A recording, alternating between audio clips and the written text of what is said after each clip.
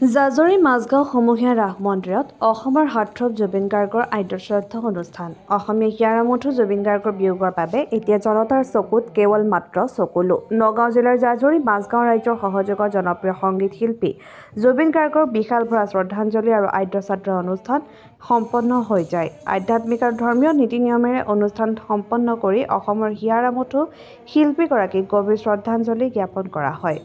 নগাঁও জাজৰি সমূহীয়া ৰাস মন্দিৰ প্ৰাংগণত মাজগাঁওবাসীৰ সহযোগত আয়োজিত আদ্যশ্ৰাদ্ধ অনুষ্ঠানত জুবিন গাৰ্গৰ অনুৰাগীসকলে প্ৰাণৰ শিল্পীগৰাকীৰ প্ৰতিচ্ছবিত পুষ্পাঞ্জলি অৰ্পণ কৰে। সন্ধিয়াৰ পৰাই নাম কীৰ্তনেৰে আদ্যশ্ৰাদ্ধ অনুষ্ঠানটি আৰম্ভ কৰি মাজগাঁওবাসীয়ে শিল্পীগৰাকীক স্মৰণ কৰে।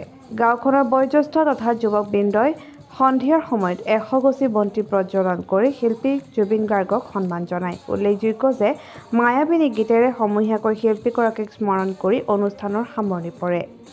News desk report, N E express.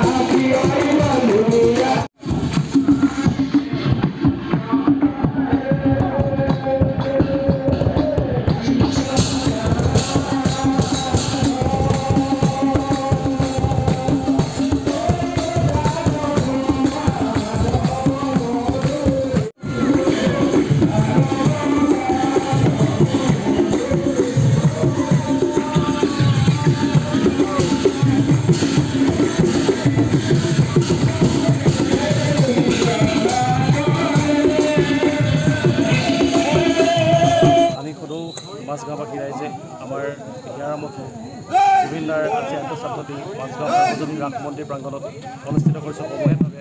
আৰু আপোনালোকে দেখিছে যে এতিয়া আমাৰ ইয়াতে নাম প্ৰসংগ হৈ আছে, হাজাৰ হাজাৰ মানুহৰ ইয়াতে সমাগম হৈছে।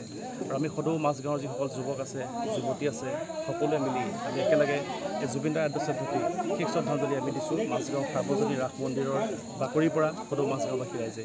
আৰু আমি আশা কৰিছোঁ যে তেখেতৰ যি মৃত্যু, এই মৃত্যু অমৰ হওক, তেওঁৰ পৰাজয় হওক, তেওঁ কেতিয়াও মৃত্যু নহয়, তেওঁৰ মৃত্যু কেতিয়াও হ'ব নোৱাৰে, তেওঁ অমৰ আমাৰ মাজত সদায় জীয়াই থাকিব। আৰু জুবিন দা অবিহনে অসমৰ জাতীয় সত্তা আচলতে একো নাই। গতিকে জুবিন দা আমাৰ মাজত সদায় জীয়াই থাকিব। আৰু আমি জুবিন দাক এই সমাজখনৰ জৰিয়তে আমি এই জুবিন দাৰ আদৰ্শৰে লৈ আমি জুবিন দাক এই জাতিটোৰ মাজত আমি জীয়াই ৰাখিব লাগিব। এইখিনিকে মই কৈছোঁ। ধন্যবাদ। অমৰ হওক সেয়াই কামনা কৰিলোঁ। জুবিন দাই যি আমাৰ সমাজখনক দি থৈ গ'ল, সেই অৱদান সকলোৰে বাবে যুগমীয়া হৈ ৰওক আৰু জুবিন দাই ন্যায় পাওক, মই সেইটোৱে বিচাৰোঁ। মোৰ ফালৰ পৰা সেইটোৱে, আৰু কি ক'ম একো নাই।